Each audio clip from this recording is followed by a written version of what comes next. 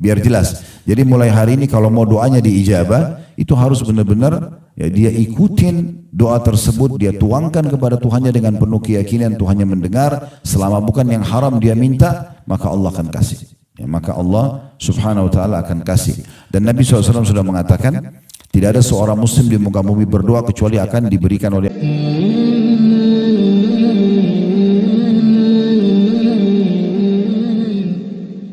Bismillah, Assalamualaikum warahmatullahi wabarakatuh. Teman-teman sekalian, kesempatan ini kita akan masuk bab baru dalam buku kita, bedah buku meraih pahala besar dengan amalan ringan. Alhamdulillah kita sudah menyelesaikan bab lengkap sebelumnya dengan beberapa kali pertemuan ya, yang sudah kita bahas satu persatu tentunya, dari masalah itu bab ibadah ya, berhubungan dengan masalah wudu, berhubungan dengan masalah sholat, dan beberapa amalan-amalan yang lain yang mungkin saya tidak ulangi semuanya. Dan sekarang kita masuk sebagaimana disusun oleh penulis, bab khusus masalah zikir dan doa. Baik, ini tidak asing tema ini tentunya, kita semua sebagai seorang muslim dan muslimah sangat tahu dan sering mendengar tentang masalah zikir dan doa. Hanya mungkin sekarang kita lebih menitik beratkan ya, supaya bagaimana zikir dan doa ini lebih difahami dan lebih direnungi, diresapi, dan akhirnya dijadikan sebagai pola dalam kehidupan kita. Karena memang dua ibadah ini sangat mulia. Berzikir berarti mengingat Allah, dan doa berarti bermunajat dengan Allah. Di sini penulis satukan, biasanya dalam buku-buku dipisah ya. Umumnya buku-buku dalam agama kita ini ditulis oleh para ulama, ada tentang zikir sendiri, ada tentang doa sendiri.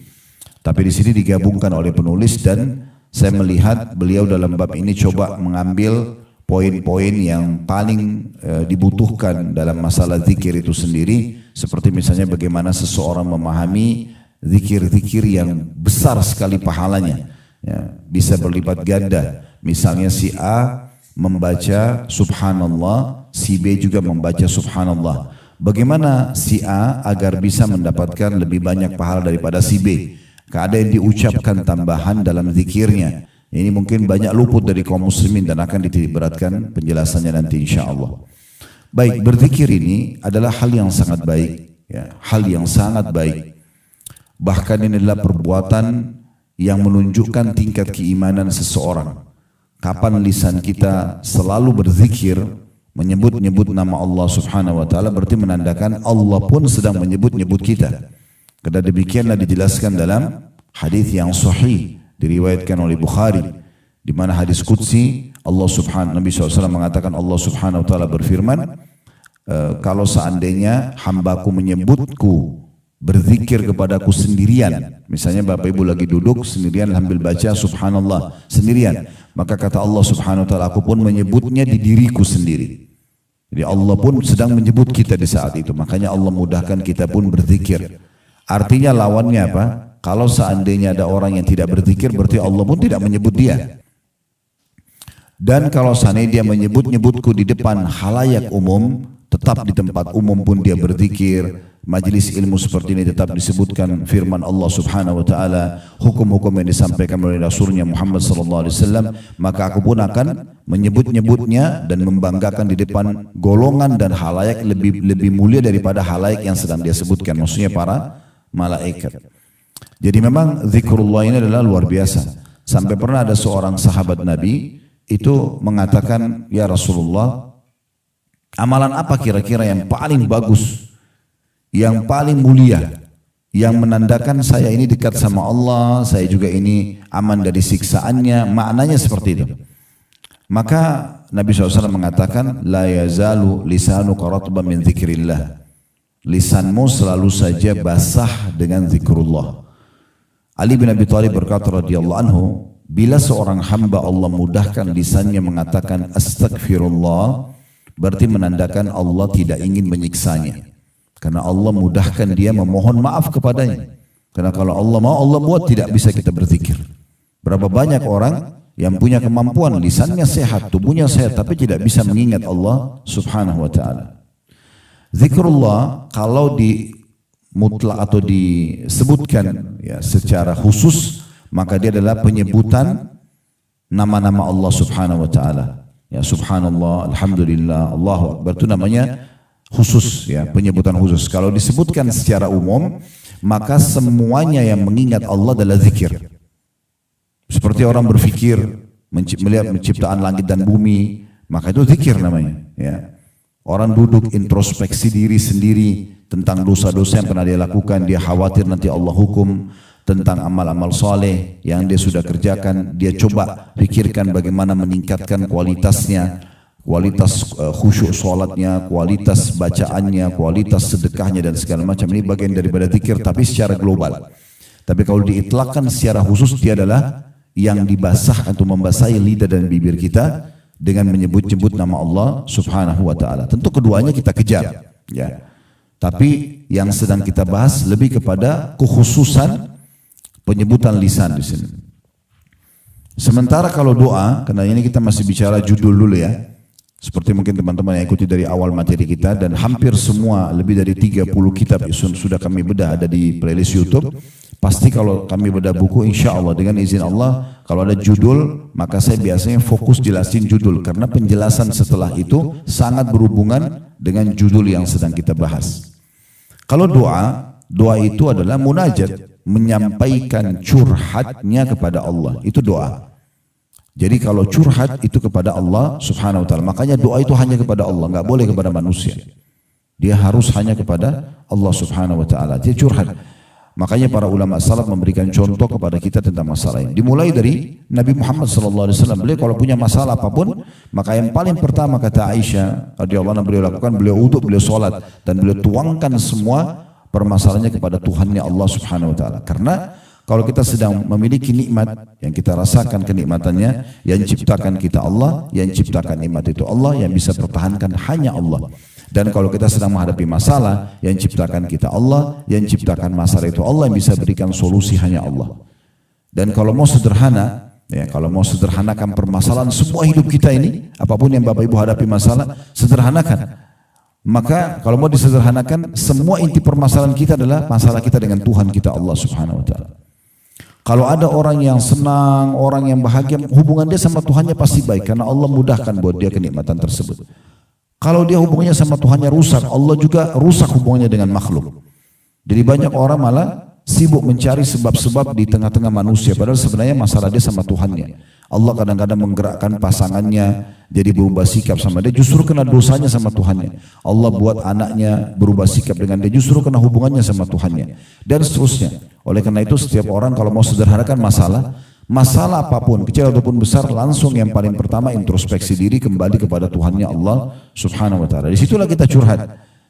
Salat, sujud, tuangkan semua kepada Allah. Ya Allah, aku merasa sumpah seperti ini, aku merasa begini dan begitu, aku sudah berharap mendapatkan ini dan itu tapi belum ya Allah, maka aku sampaikan kepadamu karena aku satu-satunya tempat untuk mengadu, untuk mengeluh, maka mudahkan, maka berikan, maka begini dan begitu.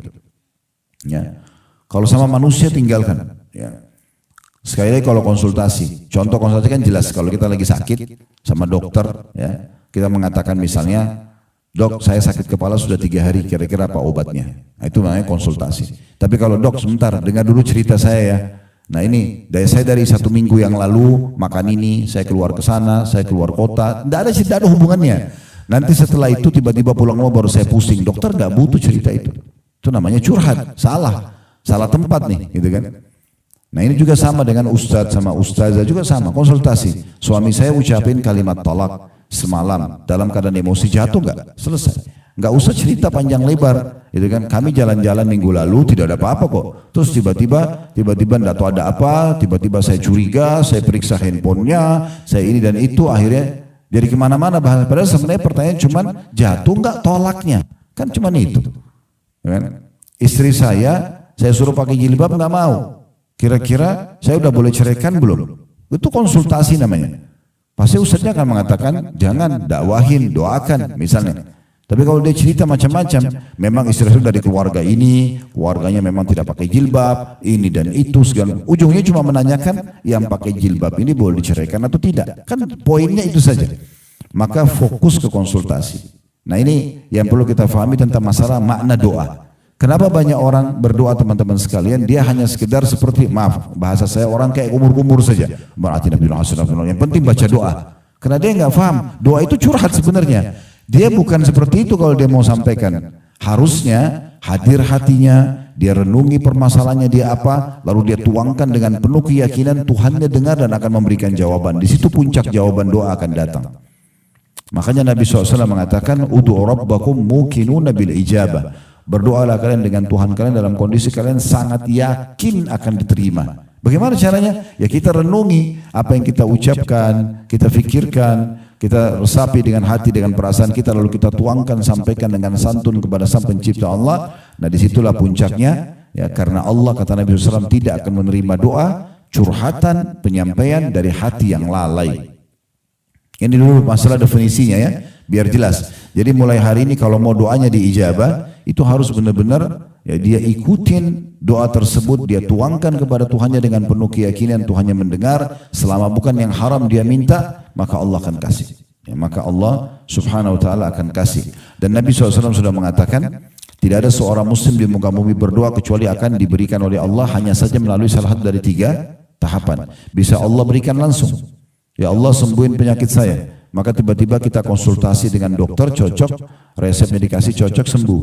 Ya. Dan perlu difahami ya, Allah Subhanahu wa taala telah menciptakan sebuah sistem namanya sunnatullah, sistem yang Allah telah buat itu tidak berubah-berubah.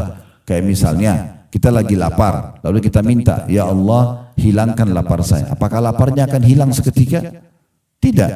Allah akan buat kita mendapatkan makanan, kita kunyah dulu, masuk ke usus kita, baru laparnya hilang. Itu sistemnya. Kita haus, Allah berikan kita dulu mendapatkan cairan, air, lalu kita minum, lalu basalah tenggorokan kita, lalu kemudian hausnya hilang. Kita capek, Allah buat kita ngantuk, tidur, beberapa jam istirahat, barulah hilang capeknya. Nah seperti itu sistemnya. Ya. Oleh karena itu harus dinikmatin prosesnya. Jangan marah-marah dengan Allah, seakan-akan Allah belum kasih, gitu kan? Jadi Allah bisa kasih pada saat itu, atau Allah menghilangkan keburukan yang akan menimpa dia. Jadi misalnya Bapak Ibu sering baca Rabbana atina fid dunya hasanah wa fil akhirati hasanah wa qina adzabannar. Padahal sebenarnya mungkin kita lagi penuh nikmat. Rumah ada, pasangan ada, anak-anak ada, rezeki ada, makanan, minuman, pakaian, transportasi semuanya ada. Tapi kita baca doa ini. Fungsinya untuk apa? Sementara nikmat semua ada. Dia bisa ya dihilangkan keburukan yang akan menimpa kita. Atau disimpankan dalam bentuk pahala yang dia panen pada hari kiamat. Dan ini yang paling menggembirakan bagi seorang muslim nanti pada hari kiamat adalah justru doa-doanya yang belum dia dapatkan balasannya di dunia. Karena dalam sebuah riwayat yang lain kata Nabi SAW, nanti pada hari kiamat akan ada orang yang didatangkan untuknya pahala bergunung-gunung, banyak sekali. Dia pun kaget. Karena pada hari kiamat kita akan tahu dari mana sumber pahala kita. Tapi di saat itu ada sebagian orang yang tidak tahu. Dia bingung, ini dari mana? Dia tanya apa? Kata Nabi SAW, dia tanya kepada para malaikat, ini pahala dari mana? Dia tidak tahu dari mana, karena semua pahala yang lain dia tahu, dari sholatnya, dari puasanya, segala macam. Maka kata para malaikat, ini adalah pahala doa-doa kalian yang belum kalian terima jawabannya di dunia. Maka pada saat itu kata Nabi SAW, mereka yang diberikan pahala gunung-gunung ini berharap semua doanya yang pernah dipanjatkan di dunia tidak dikasih di dunia. Karena mereka terima dalam bentuk pahala yang besar pada hari kiamat. Ya. Memang tentu ada standarisasi penerimaan ya doa-doa tersebut ya, seperti misalnya ikhlas pada Allah Subhanahu wa taala. Kalau tidak ikhlas tidak akan diterima. Ya. Dia tulus memang ingin memohon kepada Tuhannya, bukan riya, bukan pamer, bukan untuk berbangga-bangga. Kemudian yang kedua, dia harus memulai dengan memuji-muji Allah dalam doa. Minimal alhamdulillah, minimal. Ya. Tapi kalau bisa lebih panjang bagus. Dalam bahasa Indonesia, angkat tangan misalnya, ya Allah, Tuhan alam semesta yang menciptakan siang dan malam, yang menciptakan manusia dengan berbagai macam paras wajah, postur tubuh, bahasa, ya, yang menciptakan air, yang menciptakan api, yang memudahkan hambamu ini, yang memudahkan aku untuk mengangkat tanganku mengucapkan doa-doa ini. Kita puji-puji Allah. Puji-pujian ini adalah syarat mutlak ya, dalam diterimanya doa. Makanya pernah ada sahabat masuk masjid langsung bilang begini, Allahumma gfirli. Masuk masjid langsung bilang, ya Allah ampuni aku. Kata Nabi SAW, ista'jala hadha. orang ini tergesa-gesa sekali. Harusnya dia memuji Tuhannya dulu. Nah, jadi puji Allah Subhanahu wa taala. Itu yang kedua. Jadi ikhlas yang pertama, yang kedua memuji Allah. Yang ketiga wajib membaca salawat kepada Nabi sallallahu alaihi wasallam. Wajib hukumnya. Makanya kata Umar radhiyallahu anhu, membaca salawat ya kepada Nabi kalian di saat doa adalah sebuah kewajiban yang akan mengangkat penghalang doa tersebut. Dan Nabi SAW sudah bersabda, semua doa yang tidak dimulai dengan salawat kepadaku maka akan tertahan, tidak akan diterima sama Allah SWT. Maka minimal ini alhamdulillah, puji Allah satu, pujian tersebut wassalatu wassalamu ala rasulillah, dan semoga salawat tercurahkan kepada Nabi SAW. Nah, ini yang ketiga, membaca salawat. Yang keempat, ya, dia mengucapkan kata-kata yang santun dan sopan.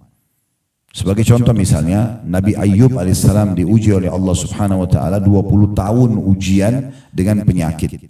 Dan dengan penyakit itu semua umatnya, kaumnya menjauhi beliau. 20 tahun diuji. Maka setelah 20 tahun diuji, dia berdoa kepada Allah, disebutkan dalam Al-Quran, dia mengatakan, Rabbi anni massaniyadh-dhurru wa anta arhamur rahimin. Wahai Tuhanku, Engkau tahu sebenarnya aku sedang Engkau uji dengan penyakit ini, tapi Engkau zat yang maha pengasih. Apa maknanya? Dia enggak bilang, ya Allah, saya 20 tahun sudah Engkau uji, sekarang sembuhin dong. Enggak. Tapi dia mengatakan, ya Allah, dan Engkau zat yang maha penyayang. Maksudnya, kalau Engkau masih mau lanjutkan ujian ini aku terima, kalau Engkau mau angkat maka aku terima. Jadi dia tidak menghardik Tuhannya, karena dia bersangka baik, pasti ini semua dengan hikmah Allah Subhanahu wa taala. Maka ini poin ya, yang tidak boleh luput dari doa tersebut. Jadi menyusun tutur kata yang santun dan baik, tidak menghardik, tidak menyalahkan Allah Subhanahu wa taala, bersangka baik. Karena kata Nabi SAW dalam hadis Bukhari, Allah Subhanahu wa taala berfirman, ana inda dhanni 'abdi bi, aku sesuai dengan prasangka hambaku. Falyadhunnu bi ma sya, dia boleh sangka terserah dia. Siapa yang sangka baik, Allah akan sembuhin saya, Allah akan mudahin urusan saya, Allah akan bayarin lunasi utang saya. Allah, semua kita bersangka baik, Allah akan kasih dengan prasangkanya. Tapi kalau orang sangka buruk, kayaknya Allah enggak akan maafkan, kayaknya Allah tidak akan sembuhkan, kayaknya begini dan begitu. Bersangka buruk sama Allah akan kasih dengan prasangka dia. Itu yang keempat. Yang kelima, tidak boleh tergesa-gesa menuntut jawaban. Baru berdoa sekali, mau langsung Allah ijabah. Ya. Ini yang Nabi SAW sebutkan dalam sebuah hadis, yustajabu li ahadikum malam ya'jal. Seseorang dari kalian pasti diterima doanya selama dia tidak tergesa-gesa. Maka sahabat tanya, wa kaifal isti'jal? Dalam riwayat lain, wa kaifa ya'jal ya Rasulullah? Bagaimana cirinya orang yang tergesa-gesa itu? Maka Nabi SAW sebutkan, yaqulu da'autu wa lam yustajabu li fatarakat du'a. Dia bilang, saya sudah berdoa, kemudian belum diterima, maka dia berhentikan doanya. Ini dianggap orang yang tergesa-gesa. Mungkin tinggal sekali lagi dia berdoa diijabah, tapi karena dia sangka buruk sama Tuhannya, kayaknya Allah nggak terima, nggak usah, dia berhenti aja berdoa. Nah, hanya berhenti doa tersebut. Ini namanya isti'jal, tergesa-gesa. Nggak boleh tergesa-gesa. Ya. Dan dalam sebuah hadis ini berita gembira bagi orang yang suka berdoa. Ya. Kata Nabi SAW, kalau Allah mendengar doa yang indah dari seorang hamba, Allah sengaja terlambatkan jawabannya. Kalau kita puji-puji Allah, kita mohon, kita merengek, kita menangis, minta kepada Allah, curhat benar-benar kepada Allah, indah sekali. Maka Allah sengaja terlambatkan jawabannya. Untuk apa? Kata Nabi SAW, agar hamba tersebut tetap dalam doanya. Sekarang begini teman-teman, kalau misalnya kita bilang, ya Allah sembuhin saya, langsung Allah hilangkan, masih berdoa kan? Berhenti. Tapi kalau Allah kasih kita kesempatan seminggu, sebulan, maka kita kan terus berdoa. Dan itu sangat mahal, berarti kita mengisi waktu kita dengan ibadah yang mulia ini. Dan doa itu dasarnya ibadah. Ya, artinya kalau kita kerjakan, lihat jawabannya atau tidak, tetap akan dapat pahala dalam bentuk, kita akan tetap terima dalam bentuk pahala pada hari kiamat. Jadi terus saja berdoa. Dan ingat ya, dalam bab doa ini perlu digarisbawahi, berdoa minta agar dipertahankan nikmat jauh lebih mulia dibandingkan masalah sedang ada dan minta solusinya. Jadi nggak ada alasan untuk tidak berdoa di saat kita lagi sehat, karena meminta kesehatan dipertahankan lebih afdal daripada saat sakit minta disembuhkan. Tidak ada alasan untuk tidak berdoa agar Allah pertahankan rezeki kita, pekerjaan, pendapatan misalnya, atau berkembangnya bisnis atau apa saja. Kita minta agar dipertahankan, itu lebih afdal, lebih besar pahala di sisi Allah daripada nanti sakit baru minta disembuhkan, ya, atau bangkrut baru minta diberikan solusi. Walaupun ini bisa yang kedua. Jadi tidak ada alasan tidak berdoa. Makanya kata Nabi SAW juga, kenalilah Tuhanmu, berdoalah pada saat kamu sedang lapang, maka dia akan mengenali kamu pada saat kamu sedang susah. Nah, kalau mau diijabah di saat kita sedang ada masalah, maka usahakan kita selalu berdoa di saat ya kita sedang lapang. Nah, ini poin akan memudahkan jalannya datangnya solusi. Ya. Yang keberapa tadi itu? Yang kelima. Sekarang yang keenam. Ya, jadi tadi yang kelima apa poinnya? Jangan tergesa-gesa, tunggu nikmatin prosesnya. Ya. Yang keenam, hindari permintaan haram, pendapatan haram. Ya. Karena kata Nabi SAW, Inna Allah tayyibun la yakbalu illa tayyiba. Allah itu suci, bersih, tidak terima kecuali yang suci dan bersih juga. Jadi nggak boleh orang minta rezeki kemudian untuk berzina, untuk apalah, gitu kan? Begitu juga tidak boleh punya pendapatan haram. Sama ini poinnya, di poin keenam. Tidak boleh ada. Kalau kita mau pisahin bisa yang kelima, yang keenam adalah menghindari permintaan haram. Ya. Kemudian itu yang keenam tadi ya. Yang ketujuh itu menghindari pendapatan haram. Ini soalnya dua poin yang berdekatan, bisa digabung, bisa dipisahin. Tapi kalau kita pisah lebih bagus.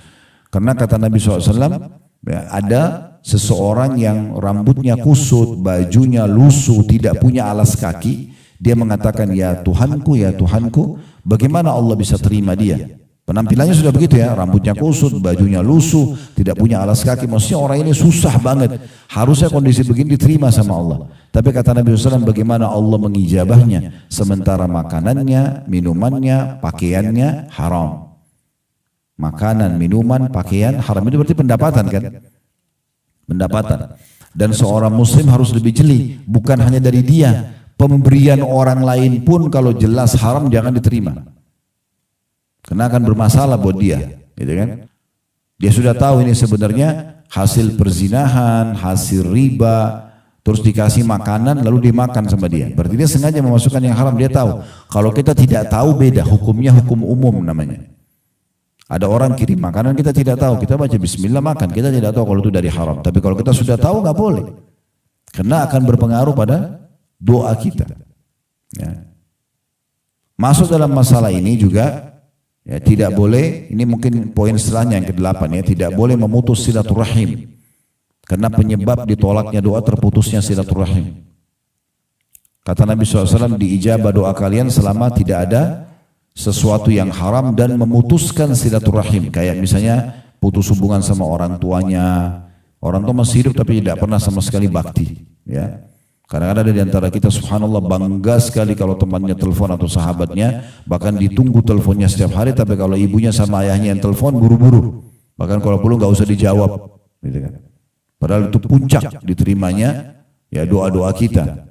Kalau kita silaturahim, dan puncak silaturahim adalah kedua orang tua kita. Kemudian baru saudara, ya. Kedua orang tua dulu ibu dan ayah, kemudian yang terdekat dengan ibu dan ayah, saudara dan saudari ibu dan ayah kita. Nah yang paling dekat dengan kita dari kalangan ayah adalah saudaranya ayah. Ya, bahasa Arabnya am. Maka saya sarankan saja, ini cuma saran saja, bukan mengubah bahasa Indonesia, bukan ya. Tetapi kalau bisa dilatih untuk anak-anak kita, kita pun sama. Kita memanggil saudara ayah laki-laki, panggil ammi. Ya. Ammi itu maksudnya pamanku. Ammi dalam bahasa Arab. Kenapa? Nanti saya sebutkan alasannya. Karena kalau ayah meninggal, penggantinya ayah adalah saudaranya ayah. Bukan saudaranya ibu. Kalau di Indonesia kan dua-dua saudara ibu, saudara ayah dipanggil paman ya. Benar gak? Nah kalau dalam bahasa Arab beda. Kalau saudara ayah bahasa Arabnya am. Kalau saudara ibu paman laki-laki dari ibu itu dipanggilnya khal. Kedudukannya beda. Yang lebih tinggi dalam agama pengganti ayah adalah paman dari ayah. Ya. Nah, kita perlu juga tambahkan poin selanjutnya, ini yang ke-9 ya. Memaksimalkan waktu-waktu mustajab. Jadi seperti pakai misalnya antara azan dan iqamah, sepertiga malam, pada saat hujan turun, ya, lagi puasa, ya. Terus kita juga ketemu sama orang tua atau orang soleh minta didoakan, ya. Musafir. Nah ini semua maksimalkan. Jadi jangan lewatkan waktu mustajab ini walaupun dengan satu kata doa, ya, usahakan ucapkan. Misalnya antara azan iqamah, kita tahu ini pendek sekali. Pendek saja baca alhamdulillah wassalatu wassalamu ala rasulillah, ya Allah ampunilah aku. Terus iqamah, enggak apa-apa. Yang penting ada doa kita panjatkan karena itu diijabah. Karena itu diijabah. Termasuk juga yang perlu diperhatikan dalam masalah doa ini, tidak boleh mengucapkan kata-kata buruk ya. Itu mungkin bisa masuk di poin ke-10, menghindari semua perkataan buruk. Jadi jangan karena emosi dengan pasangan, ya Allah matikan dia. Misal contoh, ya Allah ceraikan saja saya dari dia. Misal contoh. Atau anak-anak nyesal lahirin dia. Nah, ini nggak boleh semua. Kata-kata buruk nggak boleh. Kata Nabi SAW, jangan kalian ucapkan kata-kata buruk buat diri kalian, buat keluarga kalian, buat harta kalian, sehingga lewat malaikat mengaminkan maka terjadilah. Ya. Saya sarankan, Bapak Ibu tidak ada salahnya masukkan, sisipkan dalam doa kita, ya Allah, aku beristighfar kepadamu, memohon ampun kepadamu dari semua perkataan buruk yang pernah aku ucapkan buat diriku, keluargaku dan hartaku. Karena bisa saja itu jadi penyebab ributnya rumah tangga kita, itu jadi penyebab nakalnya anak kita, itu jadi penyebab usaha kita tidak maju karena perkataan kita sendiri. Maka usahakan ucapkan kata-kata yang baik. Dan salah satu hal yang baik adalah kita seperti membatalkan kalau pernah ada ucapan buruk itu. Ya Allah, aku beristighfar dan memohon ampun kepadamu dari semua perkataan buruk yang pernah aku ucapkan buat diriku, keluargaku dan juga hartaku, sehingga akhirnya kalaupun ada jadi hilang semuanya. Baik, kita itu semua gambaran tentang masalah zikir dan doa ya, masih di judulnya. Sekarang kita akan masuk, belum juga saya bacakan di buku kita ini.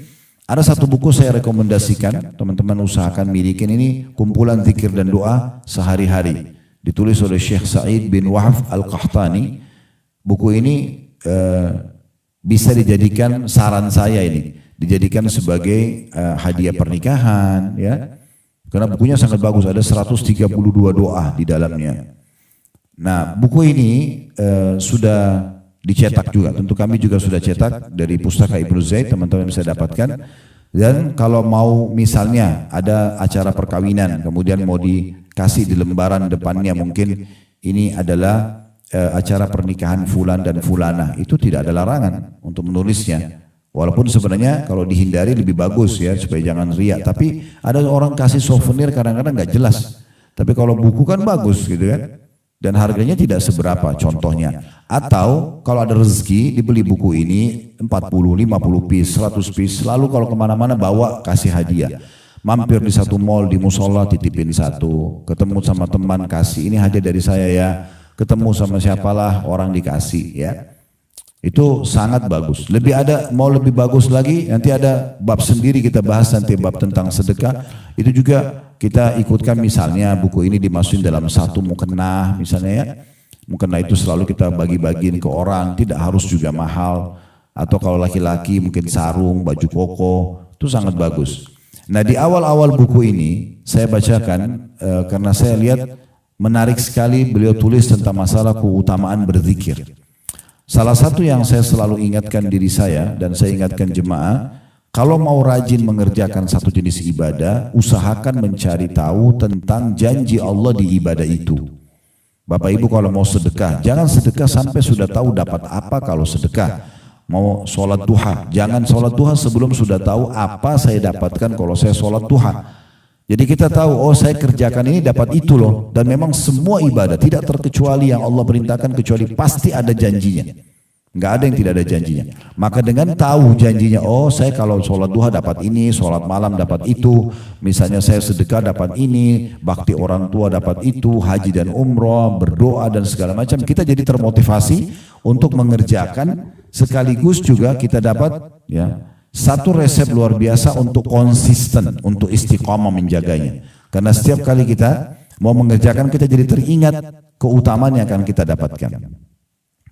Masalah zikir ini diangkat oleh Syekh Sa'id dalam buku beliau di halaman satunya. Firman Allah Subhanahu wa taala, teman-teman bisa lihat dalam surah Al-Baqarah surah nomor 2 ayat 152. Al-Baqarah surah nomor 2 ayat 152 yang bunyinya, fadhkuruni adzkurkum washkuruli wala takfurun.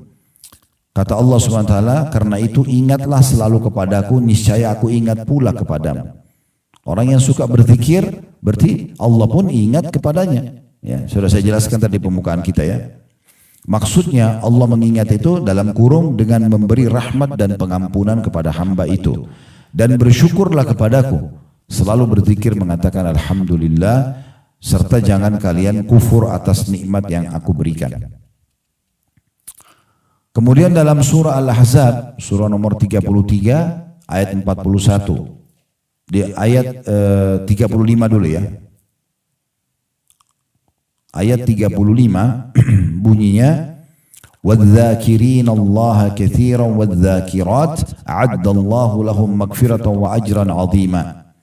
Surah nomor 33, surah Al-Ahzab ayat 35 ya.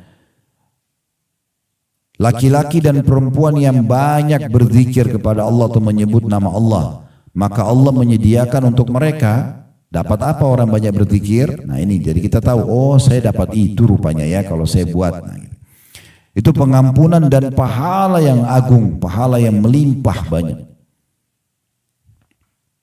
Kemudian masih surah yang sama, di ayat 41-nya, tadi ayat 35, ya, beberapa ayat setelah itu di ayat 41 berbunyi, ya ayyuhalladzina amanu dzkurullaha dzikran katsira. Al-ayat artinya, hai orang beriman berzikirlah yang banyak, bukan sekali dua kali. Terus tidak pernah berhenti lisannya berzikir ya, dengan menyebut-nyebut namanya, nama Allah. Ini perintah untuk menyebut-nyebut nama Allah Subhanahu wa taala. Kemudian dalam surah Al-A'raf ayat 205 ini Allah juga menyebutkan di sini tentang perintah berzikir ya. Namun ada adab dan tata keramanya diajarkan di sini. Al-A'raf surah nomor 7 ayat 205. Sudah dibuka? Ya. Bunyinya wadhkur rabbaka fi nafsika tadarruan wa khifatan wa dunal jahri minal qawli bil ghudwi wal asali wa la takum minal ghafilin. Dan sebutlah nama Tuhanmu dalam hatimu dengan merendahkan diri dan rasa takut pada siksanya, serta perhatikan tidak apa di situ? Hah? Ini dibuka enggak ini? Buka ya. Dengan tidak apa di situ? Nah, tidak teriak-teriak, ya, tidak mengeraskan suara di pagi dan sore hari, dan janganlah kamu termasuk orang-orang yang lalai. Kalau zikir boleh bersuara, tapi jangan teriak-teriak. Pernah Nabi SAW bilang dalam satu perjalanan, Bapak Ibu sekalian, kepada para sahabat, kalau kalian sedang menukik, ya, kalau kita pesawat mungkin lagi take off, ya, atau naik mobil lagi mendaki gitu ya, maka bertakbirlah, bilang Allahu Akbar ya. Kalau kalian sedang turun, kalau pesawat itu landing, atau kalau mobil mungkin turun dari tempat ketinggian ya, itu bertasbihlah, bacalah subhanallah.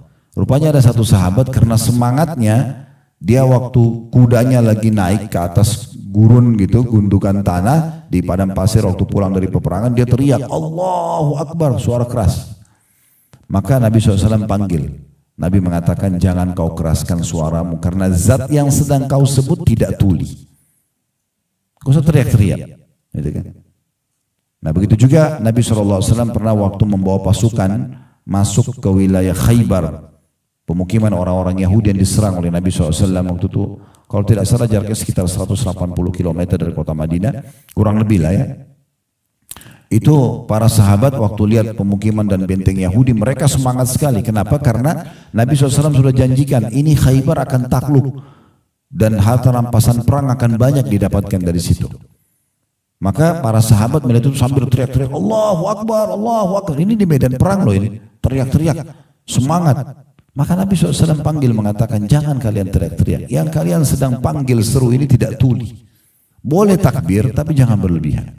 Misal. Nah ini contoh saja penyampaian tentang adab daripada zikir tersebut. Jadi tenang. Ya.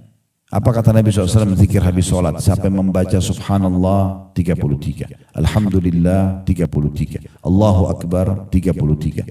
Berarti kalau digabung semuanya jadi 99. Dan dia genapkan 100-nya dengan la ilaha illallah wahdahu la syarikalah lahul mulku wa lahul hamdu wa huwa ala kulli syai'in qadir, maka akan diampuni dosanya walaupun sebanyak buih di lautan. Pertanyaan, siapa yang dapat ini? Apakah orang yang subhanallah alhamdulillah enggak bakal dapat itu. Enggak bakal dapat. Buru-buru subhanallah subhanallah subhanallah ya, sampai 33 kali. Resapi, renungi pelan-pelan. Alhamdulillah, alhamdulillah, alhamdulillah. Terus bayangkan Bapak Ibu sekalian, per satu tasbihnya itu pahala. Jadi kalau kita ngomongnya nggak jelas, maka nggak ada pahalanya. Allahu Akbar, Allahu Akbar, Allahu Akbar. Terus sampai 33. Nah ini orang yang dapat. Makanya jumlahnya cuma 33, yang penting berkualitas. Nah ini poin juga perlu digarisbawahi. Kemudian beliau mengangkat hadis Nabi SAW dalam hadis Bukhari. Mathalul ladzi yadhkuru rabbahu wal ladzi la yadhkuru rabbahu mathalul hayy wal mayyit. Perumpamaan orang yang menyebut nama Allah, nama Tuhannya, berzikir dengan orang yang tidak berzikir, laksana orang yang hidup dan orang yang mati. Jadi dianggap orang yang suka berzikir itu adalah orang yang hidup. Orang yang tidak berzikir sama dengan orang mati, tidak ada fungsinya dia. Kalau dia tidak pernah menyebut Tuhannya, maka tidak ada fungsinya. Kemudian dalam hadis lain riwayat Muslim kata Nabi SAW, "Mathalul baiti alladhi yuzkarullahu fihi, mathalul baiti alladhi yuzkarullahi fihi, wal baiti alladhi la yuzkarullahi fihi, mathalul hayy wal mayyit." Perumpamaan rumah yang digunakan untuk zikir kepada Allah dengan rumah yang tidak digunakan di dalamnya untuk berzikir, laksana orang yang mati dan orang yang hidup. Hadis selanjutnya, beliau mengangkat juga sabda Nabi SAW, ini hadis yang mulia. Ya, ini tentang kedudukan berzikir. Kata Nabi SAW dalam hadis ini, riwayat Tirmidzi dan juga Ibnu Majah, dua-duanya menyatakan hadis sahih ini. Sabda Nabi SAW, ala unabbiukum bi khairi amalikum. Mau enggak aku tunjukkan untuk kalian perbuatan kalian yang paling terbaik? Paling terbaik sudah ini amalnya.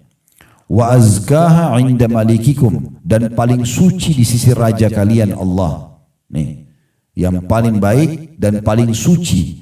Wa arfa'iha fi darajatikum, dan yang paling cepat mengangkat derajat kalian nanti di surga.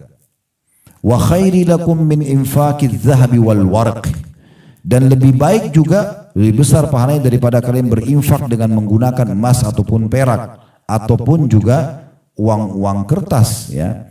Wa khairin lakum min an talqaw aduwakum fatadribu anaqahum wa yadribu anaqakum, dan lebih baik bahkan pahalanya daripada kalian bertemu dengan musuh kalian lantas kamu memenggal leher mereka ataupun mereka memenggal leher kalian. Maksudnya kalian membunuh atau kalian dibunuh mati syahid di medan perang. Maka para sahabat serentak mengatakan qalu bala. Mereka mengatakan tentu ya Rasulullah. Siapa yang enggak mau ini? Amal yang paling terbaik, amal yang paling suci di sisi Allah, amal yang paling cepat mengangkat derajat, dan juga amal yang lebih baik daripada infak dengan emas dan perak, bahkan lebih baik daripada berperang di medan perang, terbunuh atau membunuh musuh. Maka kata Nabi SAW, satu baris kalimat, ya, zikrullahi ta'ala, berzikir kepada Allah yang maha tinggi, berzikir kepada Allah yang maha tinggi. Kemudian beliau mengangkat hadis selanjutnya, hadis qudsi, di mana Nabi SAW menyampaikan tentang Tuhannya Allah Subhanahu wa taala yang maha tinggi berfirman, ana inda dhanni 'abdi bi, Aku sesuai dengan prasangkaan hambaku. Wa ana ma'ahu idza dzakarani, dan aku selalu bersamanya kalau dia menyebutku. Ya. Fa in dzakarani fi nafsihi dzakartu fi nafsi. Kalau dia menyebutku di dirinya, maka aku juga menyebutnya di diriku. Wa in dzakarani fi mala'in dzakartu fi mala'in khairin minhum. Kalau dia menyebutku di depan khalayak umum, maka aku pun akan menyebutnya di depan khalayak lebih baik daripada khalayak yang sedang dia sebutkan, maksudnya para malaikat. Wa in taqarraba ilayya shibran taqarrabtu ilayhi dhira'an. Kalau dia dekatkan diri kepadaku, ya kata Allah SWT, sejengkal dengan melakukan amal soleh ya, dan berkata-kata baik, maka aku mendekatkan diri kepadanya dengan sehasta. Maksudnya sedikit saya dekatkan sama Allah, Allah akan lebih dekatkan diri kepada kita. Kemudian wa in taqarraba ilayya dhira'an taqarrabtu ilayhi ba'an. Dan kalau dia mendekatkan diri kepadaku dengan sehasta, aku dekatkan diri kepadanya dengan sedepah. Wa in atani yamshi ataituhu harwalah. Kalau dia datang kepadaku dengan berjalan biasa, aku akan datang kepadanya dengan berjalan cepat. Hadis ini riwayat Bukhari Muslim. Maksudnya begini, teman-teman, sedikit aja kita taubat dari dosa kita, kita merasa kayak ada kedekatan diri kita kepada Allah. Rasakan gak itu? Kayak misalnya kita coba dekatkan diri kepada Allah, coba menjaga makanan dan pendapatan haram supaya tidak masuk tubuh kita. Kita coba tutup aurat kita coba jaga sholat kita coba kita jaga ibadah-ibadah kita. Pasti ada kedekatan kita rasakan dengan Allah ya. Salah satu buktinya, kalau kita ketinggalan luput dari ibadah itu kita merasa menyesal. Kalau kita mau berbuat dosa kita ketakutan. Nah itu kedekatan diri kepada Allah. Makin kita dekatkan diri kepada Allah, Allah makin lebih dekat kepada kita. Nah, ini digambarkan saja kalau satu jengkal berarti dia satu ya siku atau satu hasta. Kalau kita satu hasta maka Allah satu dupa ya. Kita sesiku, dia Allah selengan. Ini gambaran saja. Maksudnya Allah lebih mendekatkan diri kepada hambanya yang berusaha mendekatkan diri kepadanya gitu. Kemudian dalam hadis yang lain yang juga masih diangkat oleh beliau, hadis riwayat Tirmizi dari hadis Abdullah bin Busur radhiyallahu anhu, anna rajulan qala, bahwasanya seseorang laki-laki pernah berkata, ya Rasulullah, inna syara'il islami qad kathurat alayya fa akhbirni bi syai'in atashabbathu bihi. Wahai Rasulullah, sesungguhnya syariat Islam telah banyak aku terima, banyak sekali aku dengarnya gitu. Maka karena itu beritahukan aku satu amalan di antara semua itu yang paling bisa aku komitmen menjaga. Maka qala, Nabi SAW mengatakan, la yazalu lisanuka ratban min dzikrillah. Tidak henti-hentinya lisanmu basah kepada zikir atau basah karena zikir kepada Allah Subhanahu wa taala. Selalu mengucapkan zikrullah ya. Dan yang paling mulia di antara zikrullah, tentu banyak sekali jenis-jenis yang akan kita pelajari, tapi di antaranya adalah membaca Al-Quran, itu zikrullah juga ya. Itu zikrullah yang luar biasa, itu yang tidak kalah penting ya. Makanya dalam sebuah riwayat yang juga diangkat oleh beliau di sini, itu hadis yang diriwayatkan oleh Imam Muslim dari hadis Uqbah bin Amir radhiyallahu anhu, beliau berkata, kharaja Rasulullah sallallahu alaihi wasallam wa nahnu fi suffah. Rasulullah SAW pernah keluar menemui kami sementara kami di Suffah. Suffah itu tempat di belakang rumahnya Nabi. Dulu Nabi SAW siapkan untuk sahabat-sahabat yang miskin, bisa menampung 300 orang, siapa saja yang mau belajar, beliau biayai di situ. Maka Uqbah bin Amir salah satu orang di Suffah dan mengatakan, satu hari Nabi SAW pernah keluar menemui kami, kemudian berkata kepada kami, ayyukum yuhibbu an yaqduwa kulla yawmin ila buthana aw ila al-aqiq fayati minhu binaqataini qawmawaini fi ghairi ithmin wala qati'atir rahim. Siapa di antara kalian, kata Nabi SAW, yang mau dia menuju ke lembah Buthan dan Aqiq. Ini ada dua lembah di kota Madinah, tidak ada penghuninya di masa itu. Masa sekarang tentu sudah mulai ada banyak orang yang tinggal di sekitar situ. Tapi di masa dulu tidak ada orang, dan di situ sering kali ada unta liar, tidak ada pemiliknya, ya lewat di situ. Kata Nabi SAW, siapa di antara kalian, kepada sahabat-sahabat yang miskin ini, mau setiap hari dia pergi ke Buthan atau Aqiq, dua lembah ini tidak ada penghuninya, maka dia datang dari sana setiap hari membawa dua unta betina yang sudah besar dan berwarna merah, tanpa ada dosa dan tanpa memutus silaturahim, bukan hasil curian, bukan juga mengambil hak kerabatnya, betul-betul itu hewan liar yang Allah datangkan sebagai rezeki buat dia. Faqulna ya Rasulullah nuhibbu dzalik. Maka orang-orang yang di Sufa mengatakan, tentu kami ingin itu ya Rasulullah. Qala afala yaqdu ahadukum ilal masjid fayu'allam atau fayu'allim. Kalau begitu, kenapa seseorang dari kalian tidak menuju ke masjid, ya, kemudian mengajar atau membaca, ya, au yaqra ayataini min kitabillahi azza wajal, membaca 2 ayat saja dari ayat Al-Quran dari kitabullah. Khairun lahu min naqatain, ini lebih baik daripada dia mendapatkan 2 ekor unta betina tadi yang dewasa. Wa thalathun khairun lahu min thalath, 3 ayat Al-Quran saja lebih baik daripada 3 ekor unta. Wa arba'un khairun lahu min arba'ah, dan 4 ayat lebih baik daripada 4 ayat Al-Quran lebih baik daripada 4 ekor unta. Wa min a'dadihinna minal ibil, begitulah seterusnya dari hitungan-hitungan unta. Jadi kalau kita misalnya membaca 10 ayat berarti lebih baik daripada 10 unta. Di sini jangan dibayangkan untanya, ya, tapi Nabi SAW berikan gambaran di masa itu harta termahal itu unta. Kayak kita sekarang mungkin punya mobil Alphard, punya mobil apalah Ferrari, itu unta. Apalagi kaum Mawaini ini yang dewasa, yang sehat, yang sempurna. Dapat tiba-tiba. Siapa yang tidak mau tiap hari dikasih 2 mobil Alphard? Nah gitu. Supaya mudah difahami. Tanpa putus silaturahim, tanpa curi. Dikasih dapat bonus. Semua orang bilang tentu mau ya Rasulullah. Kata Nabi SAW, ingat 2 ayat lebih baik daripada 2 Alphard itu. Bahkan lebih baik daripada itu mungkin. 3 ayat lebih baik daripada 3, 4 lebih baik daripada 4. Maksudnya baca Quran, jangan tidak. Itu termasuk, ya, hal yang sangat mulia sekali.